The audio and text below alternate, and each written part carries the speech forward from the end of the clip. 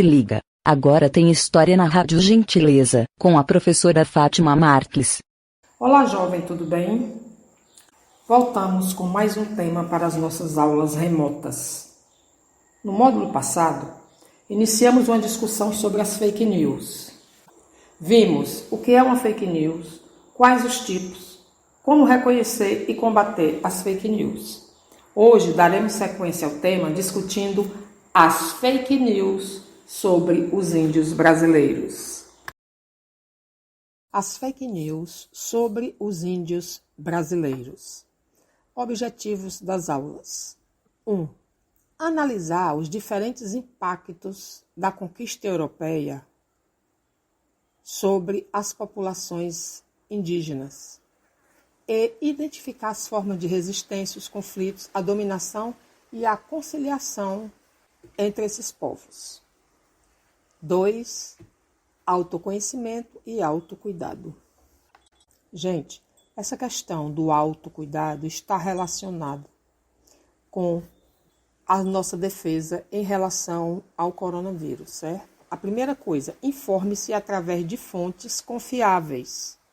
Lave as mãos com frequência com água e sabão ou álcool gel. Cubra a boca com o antebraço ao tossir ou espirrar ou com um lenço descartável e depois jogue-o no lixo e limpe as mãos. Vamos ao texto. Ele foi retirado da reportagem As 10 Mentiras sobre os Índios, de autoria de Lilian Brant e publicado no site da ASHA, Articulação Xingu Araguaia. A primeira fake news mostrada por esse texto é a seguinte: quase não existe mais índio. Daqui a alguns anos não existirá mais nenhum. Vamos ao texto, então. Se as pessoas não sabem muito sobre os indígenas na atualidade, sabem menos ainda sobre o passado destes povos. Mesmo os pesquisadores não encontram um consenso e os números variam muito conforme os critérios utilizados. A antropóloga Marta Maria Azevedo estima que na época da chegada dos europeus, a população indígena no Brasil era de 3 milhões de pessoas. Eram mais de 1.000 povos diferentes que durante séculos foram exterminados pelos conquistadores, seja por suas armas de fogo, seja pelas doenças que eles trouxeram. De acordo com a antropóloga, em 1957 havia no Brasil apenas 70.000 indígenas. O crescimento desta população é observado somente a partir da década de 80. Em 1991, quando o IBGE, Instituto Brasileiro de Geografia e Estatística, passou a coletar dados sobre a população indígena brasileira, eles somavam 294.000 pessoas. Em 2000, o censo revelou um crescimento da população indígena muito acima da expectativa, passando para 734.000 pessoas. Em 2010, a população indígena continuou crescendo e o censo mostrou que mais de 817.000 brasileiros se autodeclararam indígenas, representando 0,47% da população brasileira. Eles estão distribuídos em 305 etnias e falam 274 línguas. Esse aumento populacional jamais seria possível se fossem considerados apenas fatores como a natalidade e a mortalidade. Esses dados revelam o crescimento do número de pessoas que passaram a se reconhecer como indígenas e o ressurgimento de grupos indígenas. Isto se dá porque antes, ser índio no Brasil significava ser atrasado, inferior, escravizado, catequizado, ser alvo de discriminação, de chacinas e até mesmo não ser considerado humano. Diversos povos foram obrigados a abrir mão de suas línguas e de sua cultura. Agora, os povos indígenas voltam a afirmar sua identidade, talvez porque as circunstâncias estejam mais amigáveis, ou talvez porque este grito não suporte mais ser calado. Tratá-los simplesmente como índios esconde a imensa diversidade cultural e circunstâncias de vida tão distintas. Mas algo muito mais forte que as diferenças étnicas propiciam a união destes povos, o fato de se sentirem diferentes de nós.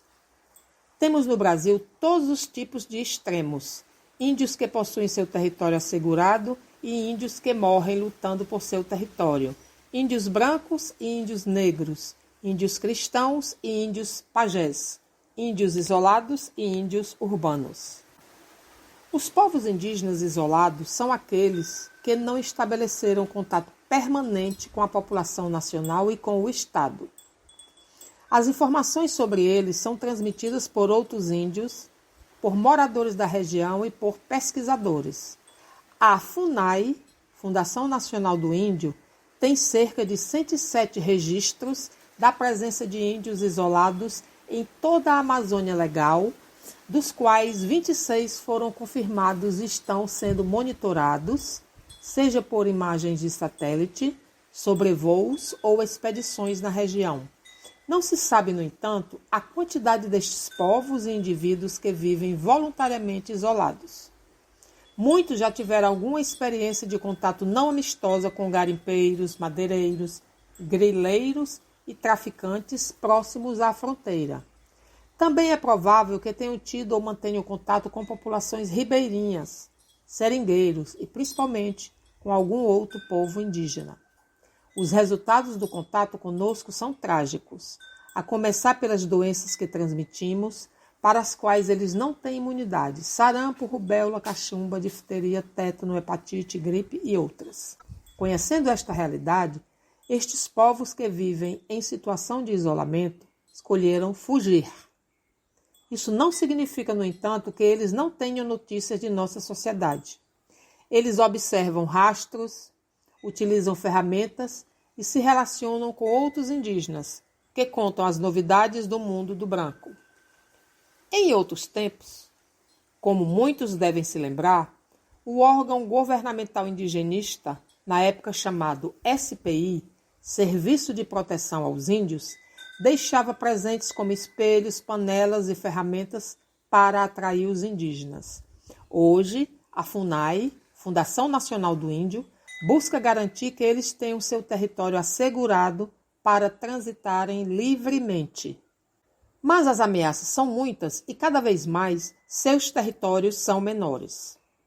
Os indígenas que vivem em áreas urbanas somam 324 mil, ou seja, 36% do total da população indígena, um número que vem crescendo ano após ano, IBGE 2010.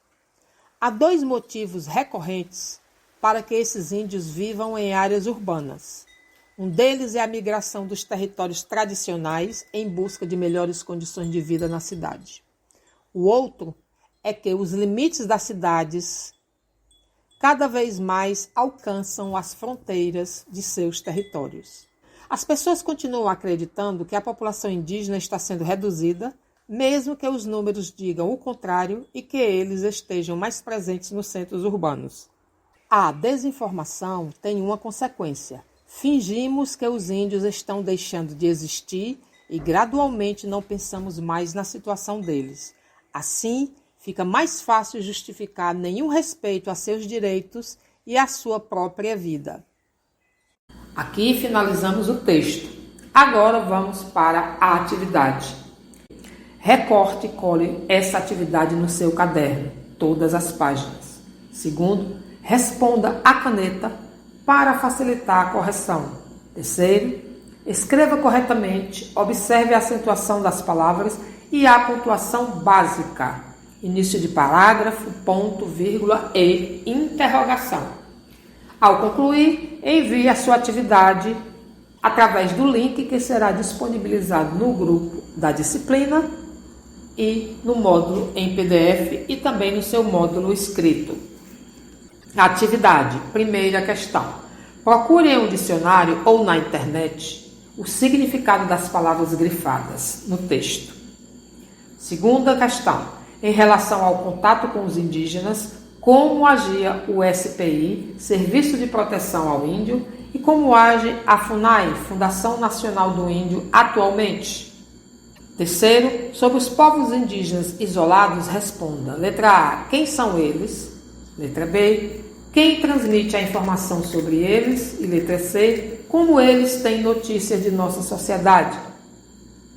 Quarta questão, retire do texto uma informação que demonstre que a frase a seguir é uma fake news.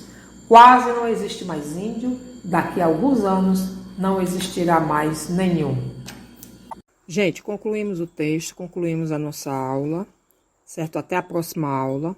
Mas eu quero deixar também para vocês uma frase do Dr. Augusto Cury. Não duvide do valor da vida, da paz, do amor, do prazer de viver, enfim, de tudo que faz a vida florescer. Tchau, gente, até a próxima.